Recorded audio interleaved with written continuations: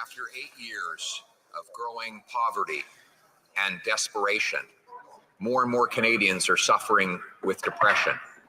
Some of them are going to food banks asking for help ending their lives, not because they're sick, but because life has become so miserable and they want to end their lives altogether. This government has suggested veterans should end their lives instead of getting help that they need. And now they've announced that a year from today, they will introduce measures to end the lives of people who are depressed. Will they recognize that we need to treat depression and give people hope for a better life rather than ending their life? The Honourable Minister for Mental Health. Mr. Speaker, I think it is totally irresponsible for the Leader of the Opposition to misrepresent what this means. All of the assessors and providers for MAID are purposely trained to eliminate people that are suicidal. And so this is for...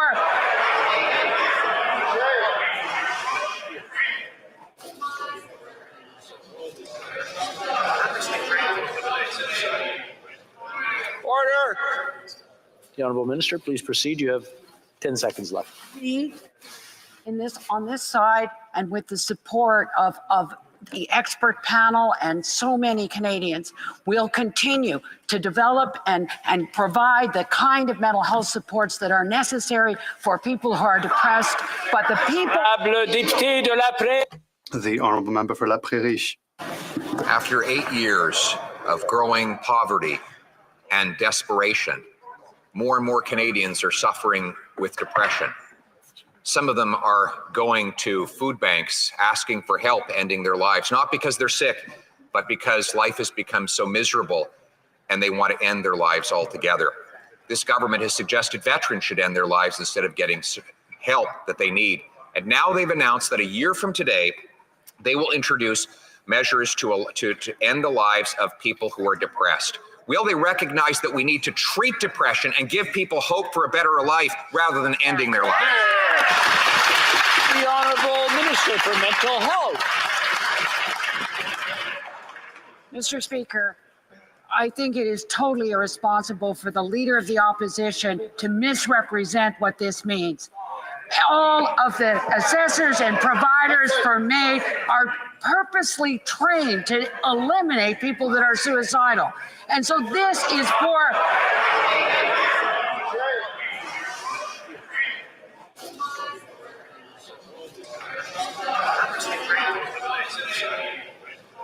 Order.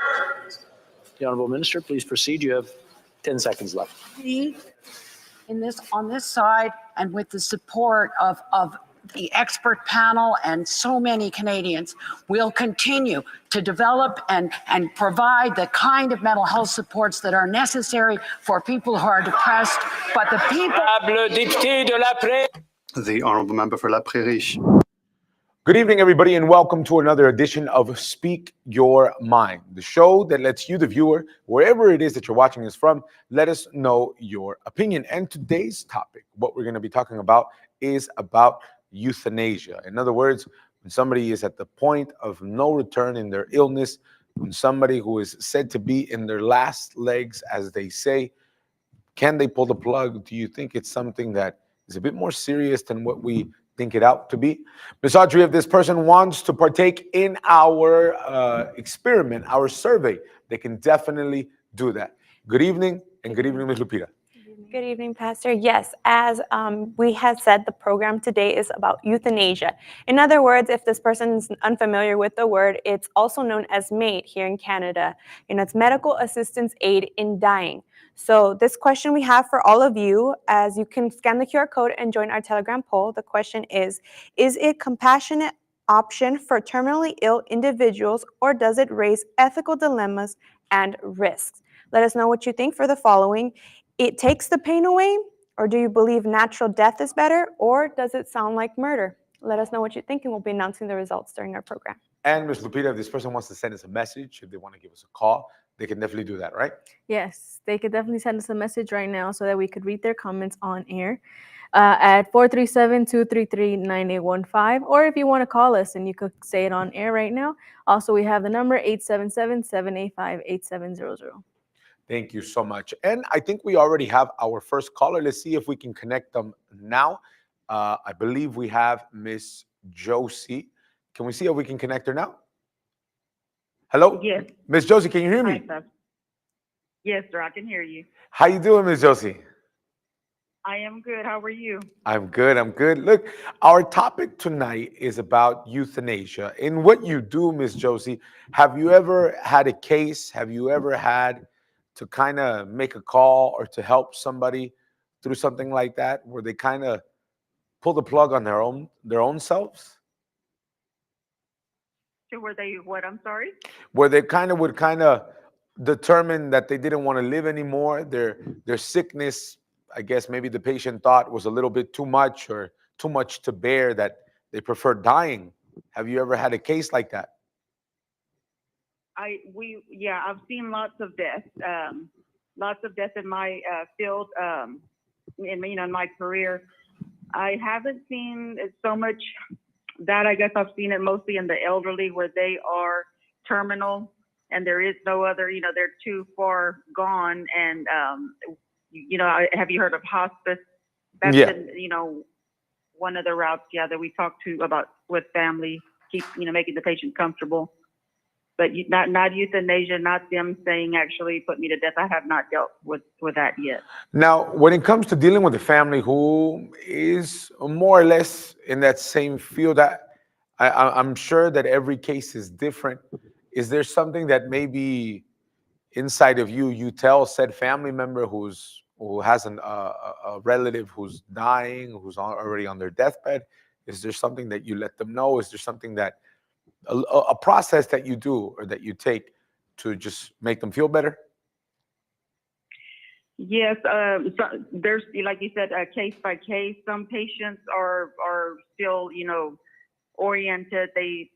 You can discuss it with them. Their, option, like you're terminal. There is no, no cure. There's no kind of like you're at end of life here, and you give them their options, and hospice is one of them. Sometimes the patient is altered, or they have dementia, or they can't answer questions like that for themselves. You discuss with the family whatever their illness is, And you now, know, Miss, and you being somebody who you work with patients every single day, what's your opinion on it? Do you think it's something that's right, or do you think it's something a bit out of line for somebody to call that on themselves?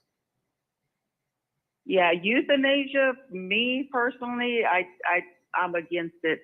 You know, it's also known as, you know, physician-assisted suicide to some people. Wow. I think that everybody should go on God's timing. You know, I agree with helping them through, like with their pain, with their anxiety, you know, but not actually pushing a medication to kill them, to help them die. You said it was called physician's assisted suicide? Yeah, that's how some people have known euthanasia as, like physician-assisted suicide. Yes, sir. Wow. Ms. Josie, thank you so much for speaking your mind, for giving us your insight. Have a good night, okay? Thank you. You too. Take care. You can keep giving us a call right now, 877-785-8700, or even through WhatsApp if you want, 437-233-9815. We're going to be going to our next video now. I want you to pay very close attention, and if you guys want to call, if you guys want to text, you can definitely do so. We'll be right back.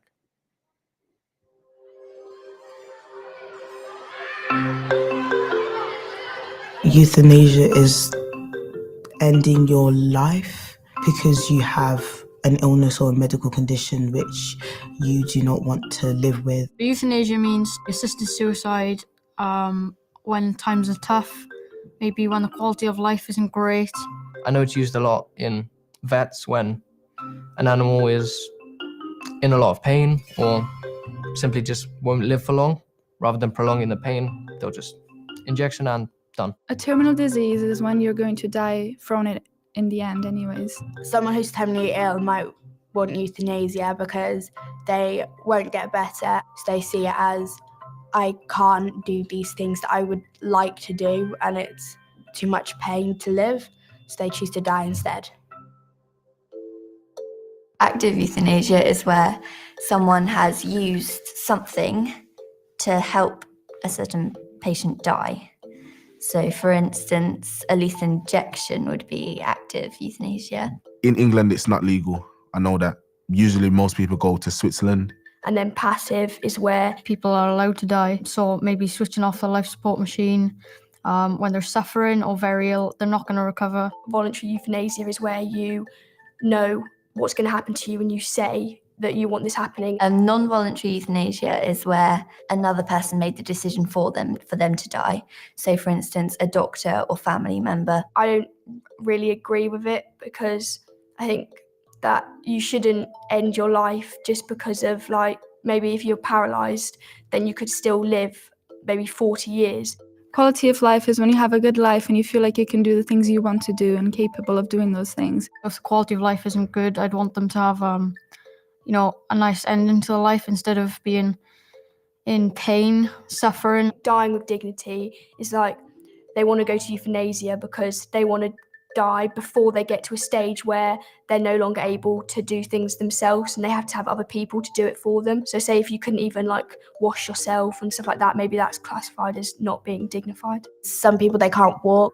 Some people can't do normal everyday things that people take for granted. If you have your family support and you're not undignified, are you? Because they're just looking out for you and helping you come through like your illness. I think euthanasia should be allowed because it's their life, so they should be able to choose when they die. I think that you're kind of wasting your life just because you want to end it because it's too hard.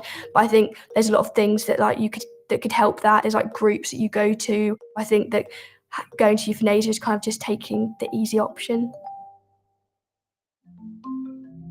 I believe in the sanctity of life. Sanctity of life is like how some Christians and Muslims believe God gave you that life and only He has the right to take it away. I think God gave us life and we are not the ones that should be taking away our own lives. In the Quran, it says that you shouldn't, only God has a decision to take a life, and I'm not God. This is where I will say I'm not a true Buddhist, because when it comes to my religion, killing is very bad, and especially when you kill yourself, that is the worst thing you could possibly do. But personally, I believe it is your choice.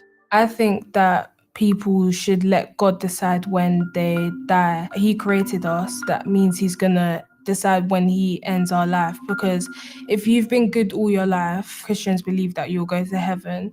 But if you decide to commit suicide or get assisted suicide, you're gonna go to hell. Euthanasia shouldn't be allowed because I'm a religious man. In the law of God, like, you are still taking your own life, so it's classed as murder. So if you was to commit euthanasia, you wouldn't really have much to look forward to because that's probably the biggest sin. Well, it's not full out murder because they want to die and they're not living the life that they want to live. If a cure was found after a person had had euthanasia, it wouldn't be so great because the family would be in more grief. They'd be thinking that the person would still be there with them when they've wasted their life. So that wouldn't be great, in my opinion. That would be one of the negatives to euthanasia.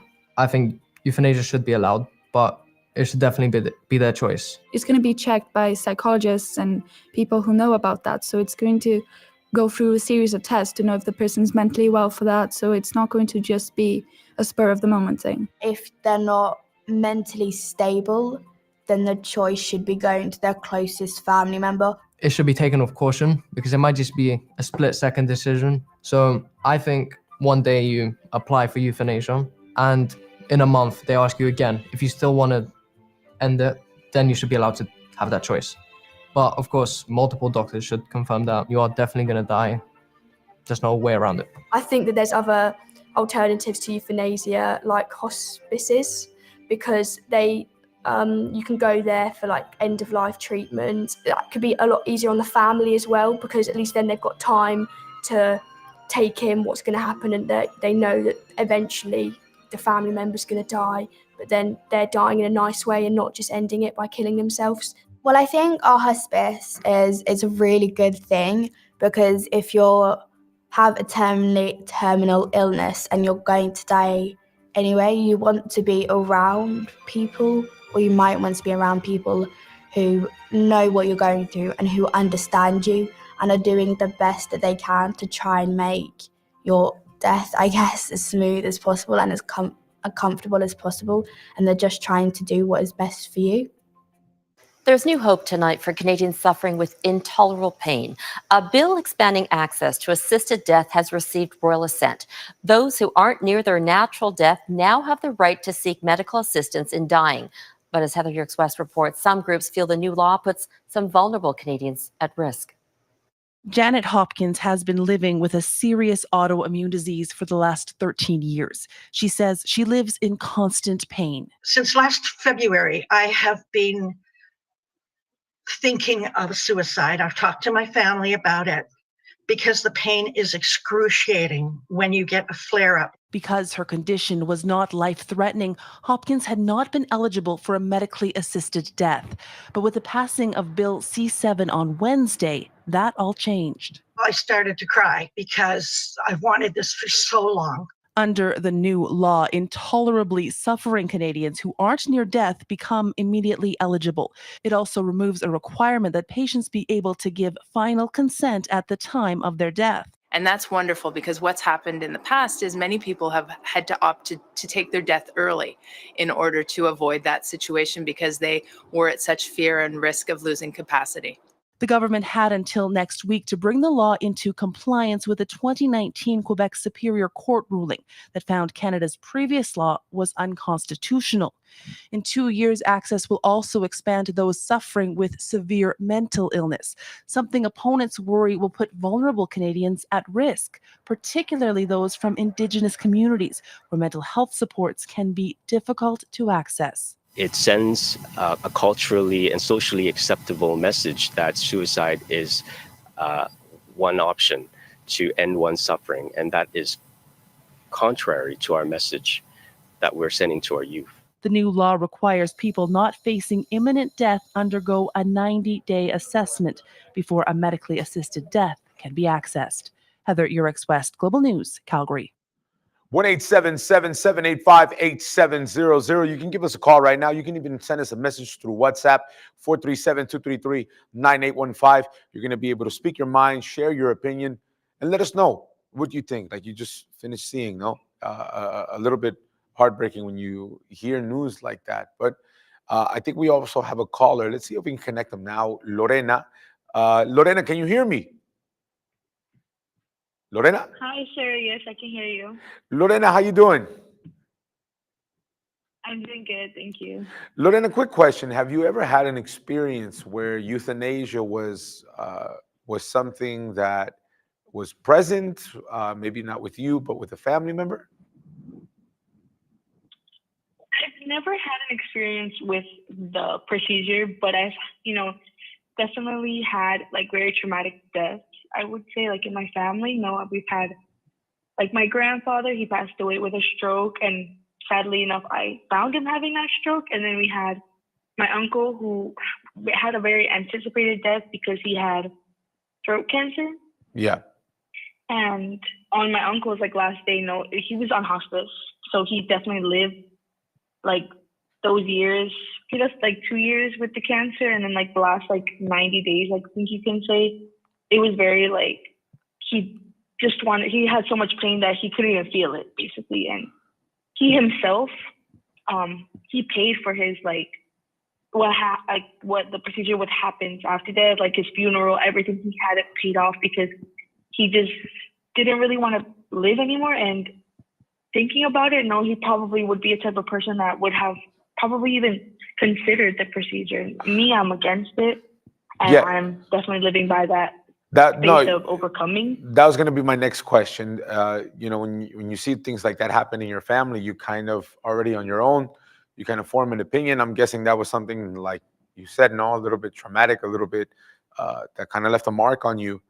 Now, on top of your own case, seeing with your family members, why would you be against it, or why would you not be in favor of it?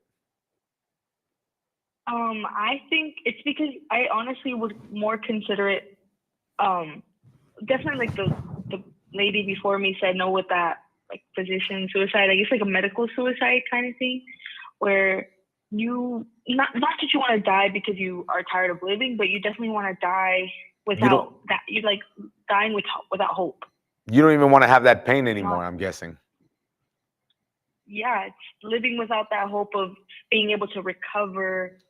Or if you're young and you, for example, you have cancer and a young person thinks, oh, that's it, my life is over. It's living like that mentality. And now let's say someone is watching us and they're on hospice, or there's somebody who they have, just like the last video that we showed, they have such excruciating pain that they don't want to live like that anymore. You being somebody who I can even say, has even more experience and authority to speak, why do you think this person shouldn't go through with a procedure like that? What would your message to them be?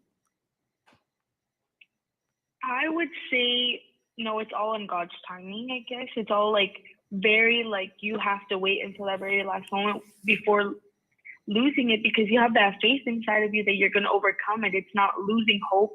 It's maintaining. We saw it in COVID-19 where at peak, that's when most people were dying because they were stressed about what they were living. And now that it's barely around, you don't see anybody dying from it because they don't have that mentality, I'm going to die. Of course. So So you think one can be accompanied and not just motivated, but can even change the idea that there's no hope, because there is. Yeah, I think that there's a lot of hope. No one has the right to take someone's hope, and no one has the right to even lose it. If you're definitely living with that pain, try overcoming it. Definitely there's something that's better for you. Think about what's better. Think about the future. Don't start thinking about death. I don't think the first thing that someone should think of is death. Lorena, thank you so much for speaking your mind. Have a good night, okay? Thank you. Take care. You can keep giving us a call, Miss Audrey. Mr. Peter, I think we have some comments regarding our topic, right? Yes, Pastor. We have Teresa that sent us a message that said like this: being a Canadian, I've heard a lot about this debate. I think the issue is that our social services are crumbling, which makes MAID a little bit more of an appealing option for people who have nowhere left to turn. The problem, therefore, is not MAID, but the crumbling social services. We should be making housing affordable, healthcare accessible, and other such changes, at which point we will be sure that people accessing MAID aren't doing it because they have no other available options. And we have JD that says like this: I work in a long-term care in Canada. I work with people of all ages who are dealing with a variety of diseases and illnesses that completely impact their quality of life. I have had clients choose to do MAID, and I have seen how it truly is liberating and a positive experience for them. Allowing someone to choose how their life ends gives them control of their circumstances when diseases have taken control away from them. These are the two comments that we received, Pastor, and we'll be sharing more during the program. And now, Ms. Lupita, just in the same exact way we had Lorena say, no, that, going through it with someone, you kind of give them a little bit of hope. You kind of let them know, hey, look, there's a way out. You have any comments either regarding that, or you can even speak your mind on that? Yeah. So I have Riza, who says, my grandmother did this after losing functionality in both her arms. It was difficult yet beautiful. Our family was in the room with her. And Danielle, that also is for the MAID. She says, my 25-year-old best friend used MAID after terminal and aggressive cancer diagnosis. I'm grateful that they got the option to choose when and how. They got to go and got to be surrounded by the closest. We got a proper goodbye. So we have the other side of it, another type of point of view of being for it. There are people who are okay with it, with seeing that their family members get a chance to say when they want to go. I personally don't really agree to it. I definitely think that, we understand that there are people who go through the pain, that go through that situation, but I think there's so many more consequences to it. Not only does the person that's feeling the pain get to go, but then they leave that traumatic idea or view of it with the family members. So I don't really agree to it. Well, thank you so much. We're gonna go and check now what the streets of Toronto had to say. You can keep giving us a call, 1-877-785-8700, or you can even send us a message through WhatsApp, 437-233-9815. We were here in the cold streets of Toronto, and we asked everybody what they thought about our topic. Pay attention.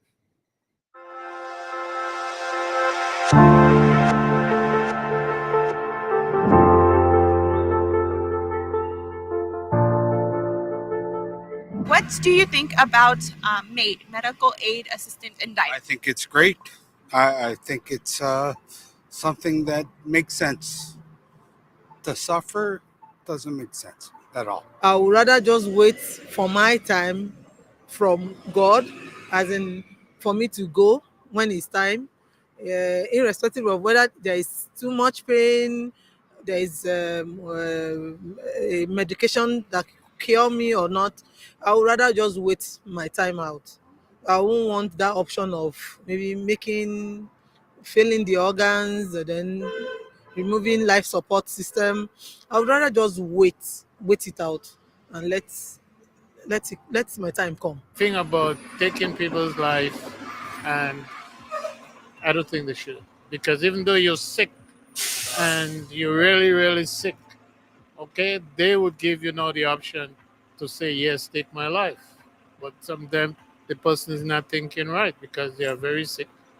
And, so I think it's a bad law. It depends on the person that is in that situation, right? I mean, if they're not able to think like what they want for their own life or their death, it's not decision of any other person, right?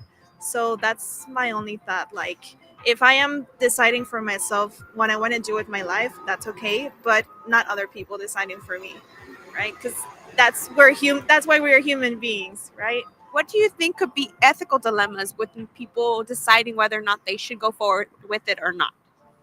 Ethical, I think other people have issues with it. I think the people that are suffering, I'm sure they wouldn't have issues in having it done, but others, like for religious reasons, probably would have some issues with it.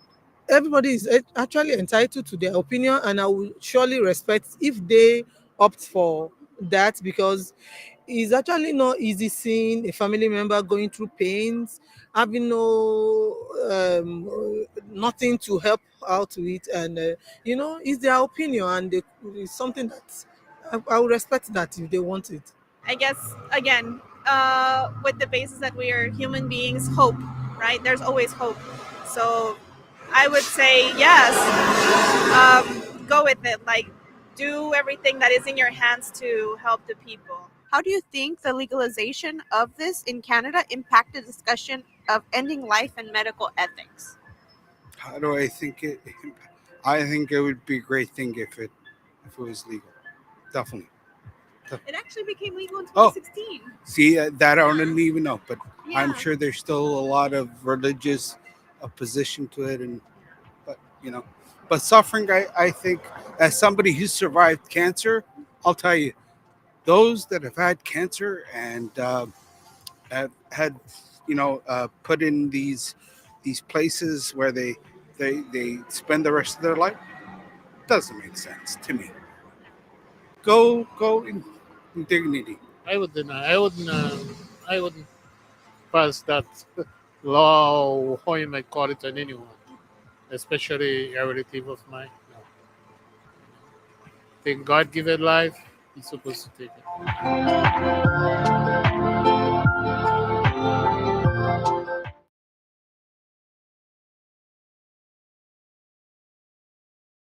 I have a bunch of patients who are waiting for it, right? They've been approved. They've not been approved. They're waiting and hoping to be approved.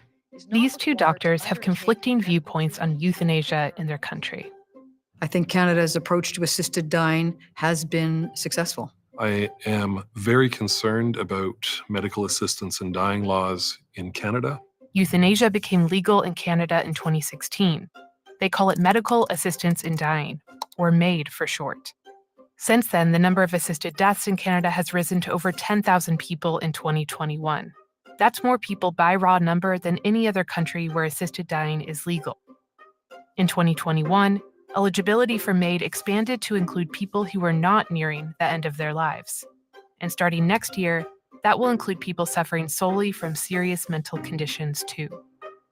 Our participants are here to engage in a new kind of debate. Yeah, that's where you and I would disagree.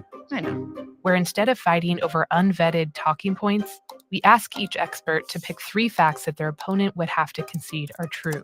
Dr. Maher, do you agree that these facts are true? I do.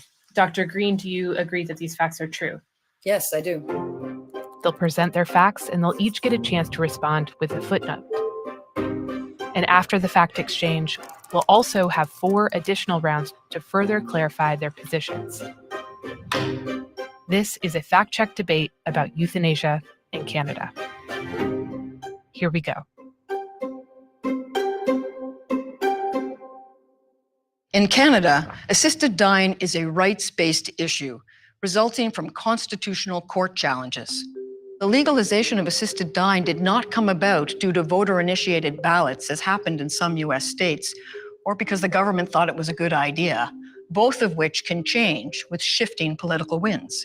Importantly, these court cases were brought and won by people with both terminal and non-terminal illnesses.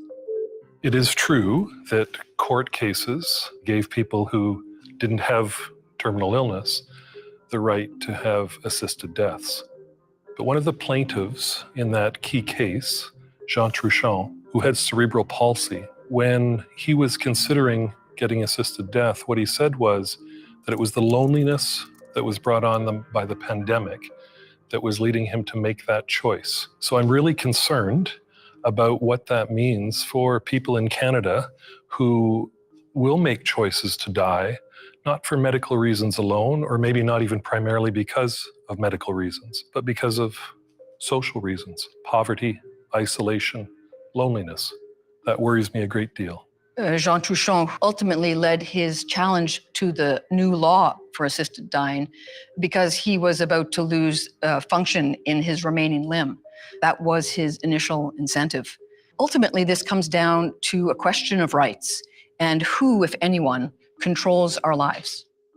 My name is Dr. Stephanie Green, and I'm a provider of assisted dying in British Columbia, Canada. I've always been taught about the importance of patient-centered care, and I have found it to be profoundly meaningful to be involved at this time in their life and to provide and facilitate their final wishes.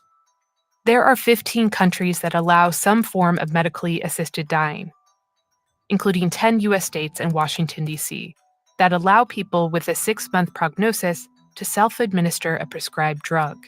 Canada is one of 8 countries that allows assisted dying for people without a terminal diagnosis. Next year, it will join most of these countries in extending eligibility to people whose only condition is a mental illness. In these countries, cases involving primarily psychiatric conditions are rare. In Belgium and the Netherlands, they made up about 1% of all cases. Canada's assisted dying laws lack the safeguards that other countries have. There is no requirement that all reasonable treatments at least have been tried by the patient. The doctors are able to initiate the conversation. There is no review process. There's nobody looking to see whether people in Canada licensed to do this have in fact followed the law and followed the rules. Canada rejected paternalism in medicine quite a few decades ago. The Supreme Court decision states that a patient is not required to undertake medical treatments that are unacceptable to the individual. We have long accepted that patients can refuse medical treatment even if the result of that refusal is death. There's actually a very rigorous process in place for this assisted dying model. There's a number of eligibility criteria, but once they're met, there are on top of that a number of procedural safeguards. Of course, we're in complete agreement that paternalism is not a good thing, and every Canadian is free to make their own choices. But when we're talking about assisted death, we're talking about choices made at a point in time when a person is profoundly vulnerable. My name is John Maher. I'm a psychiatrist with a community mental health team in Ontario, Canada. My goal is to help my patients live their lives the way they want and to do all we can to ensure that mental illness and all that follows from that doesn't keep them from living full, rich lives. Now, I wanted to ask you about a fantastic piece you wrote, a brave piece about Canada's euthanasia laws. These assisted dying laws are supposed to be all about compassion. Tell me why you say it's a horror story in Canada. Well, I've written before quite a lot about this subject. It's a horrible subject, euthanasia, because end-of-life care is always an incredibly sensitive issue. And people have incredibly strong views in every direction. There's an issue of bodily autonomy and much more. But in recent years, I've interviewed doctors in, for instance, Belgium and the Netherlands who have performed euthanasia and continue to do so. And I noticed when I first started speaking to them that there was one thing in particular, because Britain was looking at euthanasia at this time. They often remarked to me that Britain had better palliative care than their countries because we didn't have euthanasia. Now, that struck me as a very interesting and important point. And that was with the allowance only of euthanasia for people with inoperable terminal conditions at the very end of their lives. But what I noticed also was that in country after country where this was done, it moved. People said, oh, you're getting all slippery slope on us, Douglas. But there have been cases I have written about and tried to highlight in recent years, which really do prove that on this, the slope is very slippery indeed. I wrote last year about this poor young woman who was involved in the Belgian airport attack, the Brussels airport attack in 2016, saw a number of her classmates at the age of 17 blown to smithereens. And she was euthanized last year by the Belgian state because she had PTSD and depression from that attack. Now, Belgium won't of course, execute the perpetrators of the attack, the cell that survived, but they did end up putting her down on the state. And something very similar is happening in Canada. And in short, what it is in 2016, the Trudeau government, with all the liberal, hippy-dippy, lovey stuff that they always do around everything, said this is just end-of-life care. And then they brought it forward. And now we have the fact that in March of next year, that what they call MAID Act, which is the Assisted Dying Act in Canada, will, as of March next year, be allowed to take in patients who are not terminally ill and are not physically ill, but have a mental illness. And there have already been, and I write about this in the piece, I urge people to read it, because it's a very, very serious issue, this. A 47-year-old woman who suffered from anorexia all of her life is going to be able to be euthanized next March in Canada. Now, what does that say to all of the young women and their families struggling with anorexia? And what does it say about the soldiers returning from war with PTSD in Canada, one of whom has already been suggested to have euthanasia to deal with his PTSD? This when people say this is all slippery slope argument, Douglas, very, very cheap argument, I say, no, the slope is really slippery. And in societies where we're always told, rightly or wrongly, that mental health is equivalent to physical health and mental illness equivalent to physical illness, just watch as this becomes a road to hell. Oh, I don't think it's even a slippery slope. It's a bloody water slide. We're talking here about state-sanctioned suicide for mental health issues. We look at suicide as a tragedy because that's what it is, and now we're facilitating it. The state's facilitating it. It really is just and in the Benelux countries, as you explained, that's already a reality. And we're back with all of you. And I think we also have another caller. Let's see if we can connect Ashley. Ashley, can you hear us? Hello? Yes, I can hear you. How you doing, Ashley? I'm fine. How are you? Good, good. We've been asking everybody regarding our topic today about euthanasia. Basically, when you have a family member who's sick beyond saving, and said person either makes the call, or maybe a family member has to make a call. Have you ever had a situation or maybe a similar situation go on with something like that? Well, I had my uncle. He had a heart attack, and his brain was pretty much, dead. But they put him on the machine. His son had to make the decision whether to terminate him or, continue leaving him. So that was one experience that I had. In my personal,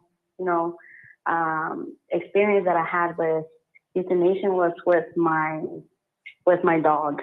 But that was because, there was nothing else that I could do to save her. So the best bet was to put her down.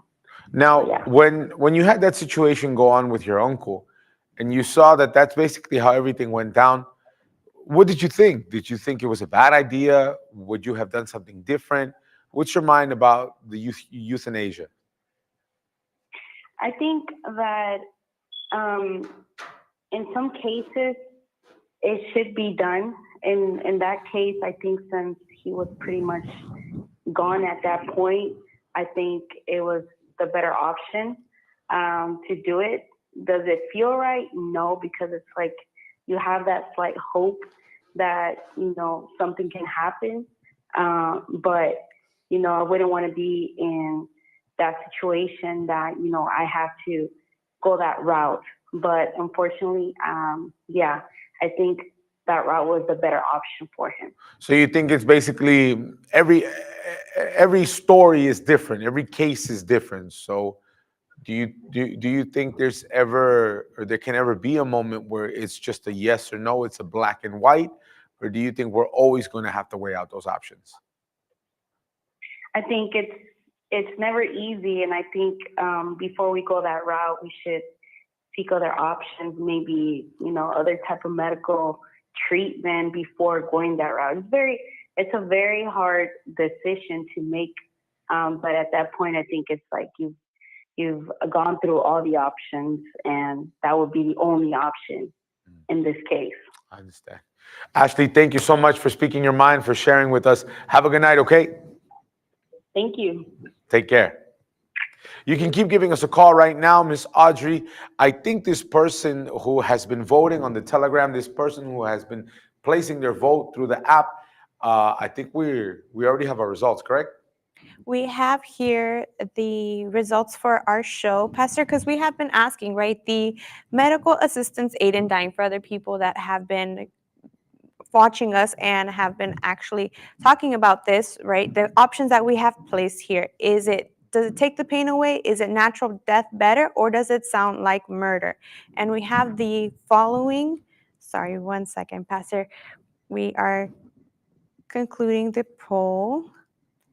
And it's 22% that says it takes the pain away, another 32% that say it sounds like murder, and we have 46% that say natural death is better.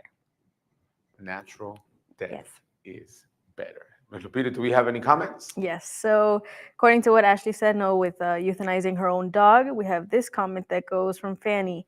We have no hesitation doing this for our pets we love. Why not humans? And we have Eric that says, sick and insane are the people that pass this law. They are criminals, and this should be crime against humanity. So we have those comments for tonight. Thank you so much. I wanted to share with you guys who are watching us now. Maybe you're someone who is sick. Maybe right now you have gone to the hospital, you've gone to the doctor, you've done everything you needed to do. You've been somebody who has even said, look, I'm just hoping on a prayer. But the Word of God shows us already what Jesus was able to do for you. You who are sick, you who are probably right now at the worst of the worst, you who right now are going through the most difficult time. Maybe today you were diagnosed with an incurable disease. Today you just got out of the hospital, or maybe today you just went to the hospital. But I promise you there's a way out. In the book of Isaiah 53, verse 4, it goes, but he was wounded for our transgressions. He was bruised for our iniquities. Then it says, by his stripes we are healed. So the Word of God is what allows us to understand that to our solution or to our problem, there's a solution. And that's what I want to share with you, that there is a way out. As a matter of fact, what I want to do with you now, I want to make a prayer. I want to pray for you who are watching us. Do you want a way out? Do you want to stop suffering?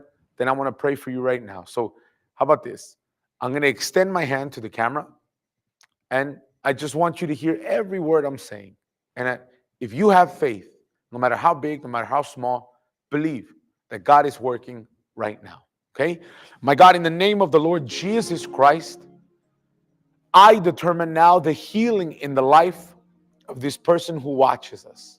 My Lord, I don't know what they're going through. I don't know what sickness it is, whether it's arthritis, whether it's ammonia, whether it's high blood pressure, diabetes, pain, anything. I determine their healing right now.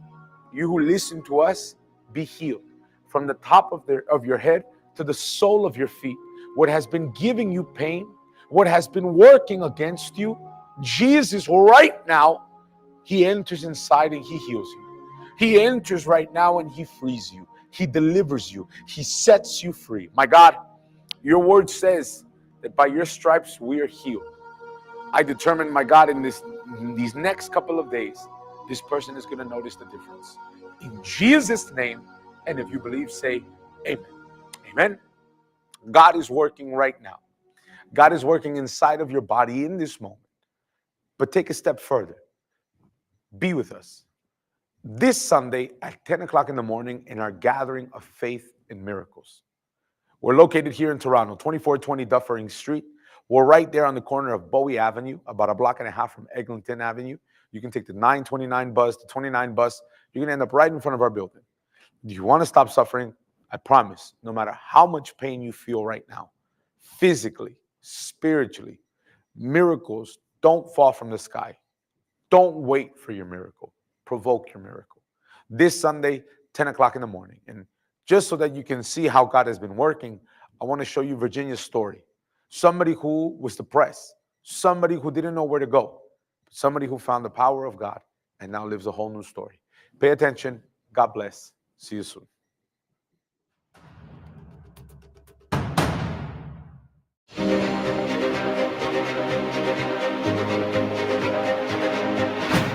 I had a lot of problems, and they started at work. Things started to get overwhelming, and I had to leave that job, and that was the only source of my income. And when I left the job, I thought things were going to be better. I was going to find a new job, but it was hard to find a new job. So then I started getting very depressed, frustrated, and started having insomnia, really bad insomnia. And I went to the doctor and I tried to get some help, and she put me on a medication that made things worse. I had suicidal and homicidal ideations. I went back to the doctor and told her that I couldn't function with this medication. All I would do was cry. And I was walking around like a zombie.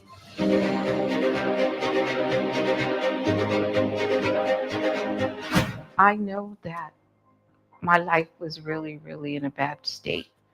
When I came to the church, I didn't have a job. I hadn't had a job for 3 years. And within 2 or 3 months, my whole situation, my whole life started to change for the better. I got baptized and I surrendered my life to the Lord. And I started feeling much, much different. Things started to flow more easily for me.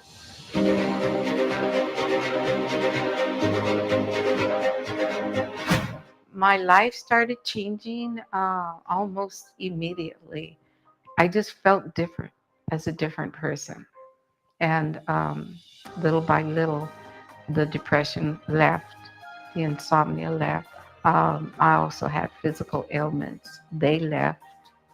I became more positive in my thinking, and things were opening up. So to me, it's a win-win situation.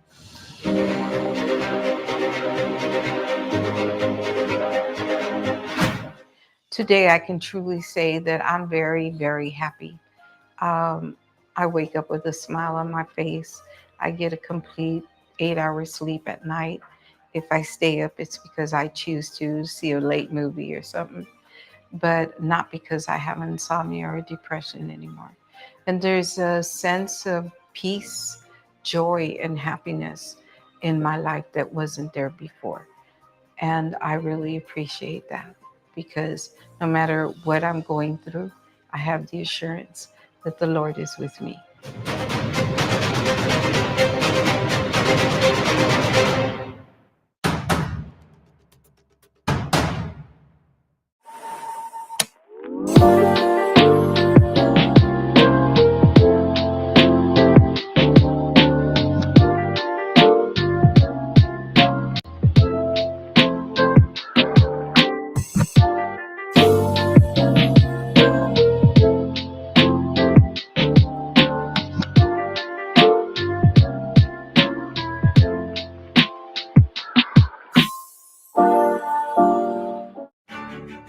Join thousands of people every Sunday at 10 a.m.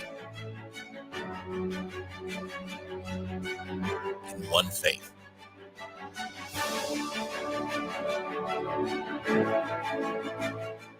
Based on this word, again, I say to you that if two of you agree on earth concerning anything that they ask, it will be done for them by my Father in heaven. Matthew 18:19. Receive the 7 prayers.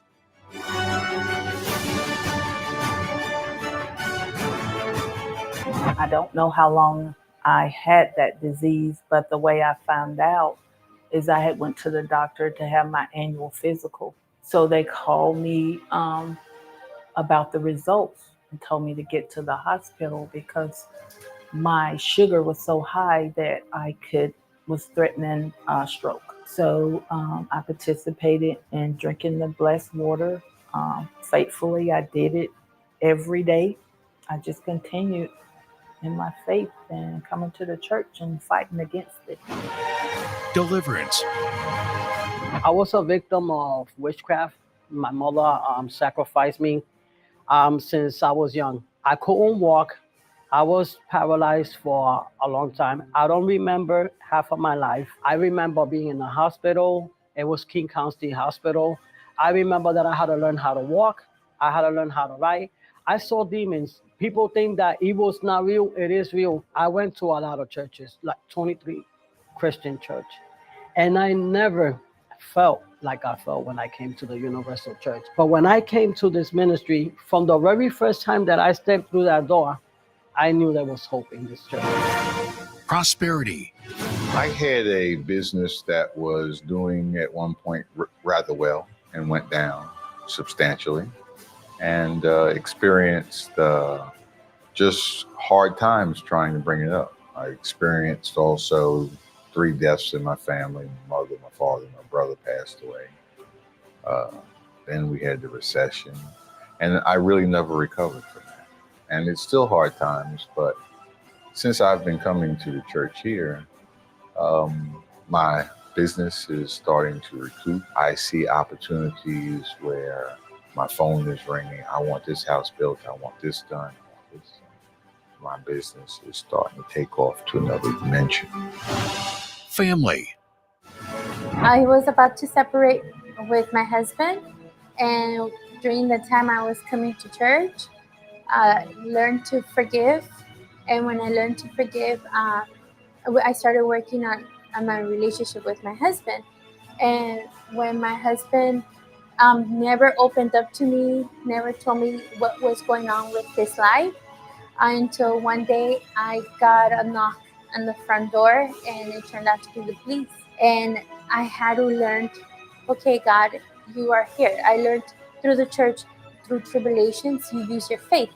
And that's when I said, hey, that God is talking to me. This is a way I'm going to find a solution to my problem. Love life. And my husband and I were very happy, loving.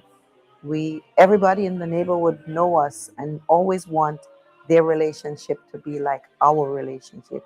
Our relationship was an example that people wants to follow. Until one day I found out that my husband had someone else. And that turned me into a bitter and an angry person. Me surrendering my life to the Lord, I got baptized, was filled with the Holy Spirit. Now I have no hate. I'm not angry. I want to even save other people. Try to counsel other people who are going through problems in their marriage. Encounter with God. The suffering in my life, it started with me just basically having pain all over my body. And my mom took me to the doctor. They could not figure out what was wrong with me. I started having headaches, and the headaches get worse. It would go like from maybe a day, 2 days, 3 days. Then I started to have stomach pain. My whole body was in pain. And I just felt like something, just like a brick drop on my head. And I had that headache. It was so bad. And I was sweating. I felt like I was going to pass out. I wake up one Sunday morning and I'm coming to church and I'm like, I'm not leaving the church today without giving my life to God. I'm going to baptize today. And I came to church. Service is finished. I got baptized and I never looked back. Temple of Miracles, 2420 Dufferin Street, Toronto. 2420 Dufferin Street, Toronto. And every Universal Church countrywide.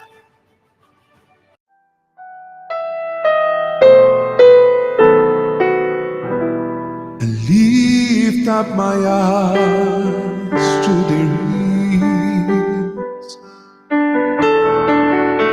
From where does my help come? My help comes from my Lord,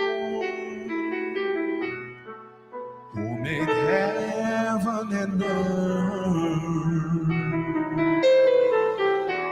He won't let my foot be moved. He who keeps me is the Lord, the one who keeps Israel. Will neither slumber nor sleep.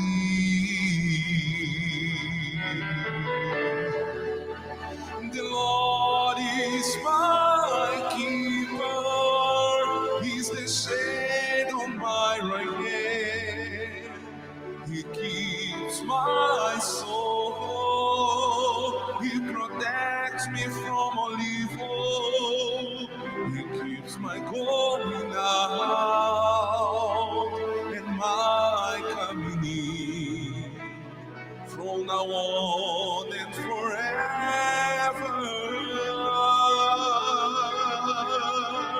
the He's my keeper. He's the shade on my right hand. He keeps my soul. He protects me from all evil. He keeps my going out and my coming in, from now on and forever. I lift up my eyes to the hills. From where does my help comes? My help comes from my Lord, who made heaven and earth. He won't let my foot be moved. He who keeps me is the Lord. The one who keeps Israel.